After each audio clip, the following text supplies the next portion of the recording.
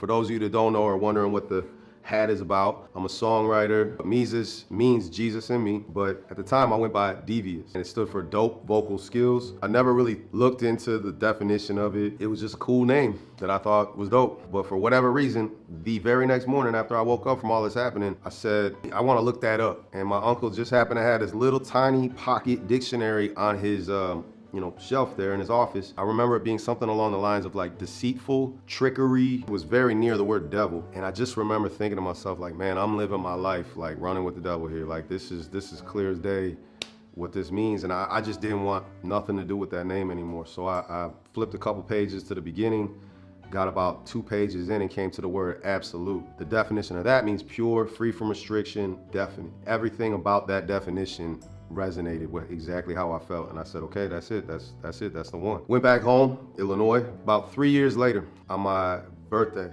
my 22nd birthday, I woke up and I just decided I wanted to get a tattoo. I never had any before that. I still don't have any since. Called my friend, said, hey, he's real good at drawing. I said, can you draw up a tattoo for me? Yeah, come by. I told him I wanted absolute, like how it looks in the dictionary. I got it under here. I got a hoodie, but it's there. So I got his like big monster Webster House dictionary. The definition is the same, but because it's a bigger dictionary, it has a more expanded definition. Pure, free from restriction, definite. But then it went on to say the first cause, which ended up being what I ended up naming my first album. But then it went on even more, the next definition, which is crazy, and it is literally God. If you rewind back with me really quickly and think about the fact that you got a kid that's 18, about going on 19. I'm involved in a life that's just one-way path to hell, no doubt about it. And I start seeing a number, it's a very specific number, so many times that it's literally haunting me to the point where I finally recognize that if you flip it upside down, it says hell. Basically tell God, I don't care. God gives me a dream where I die and then he shows me hell and then says, I don't know you. Then I wake up and my alarm clock is flashing 11:34. Then I leave that lifestyle that I'm involved in, go to a church, some people pray for me, give me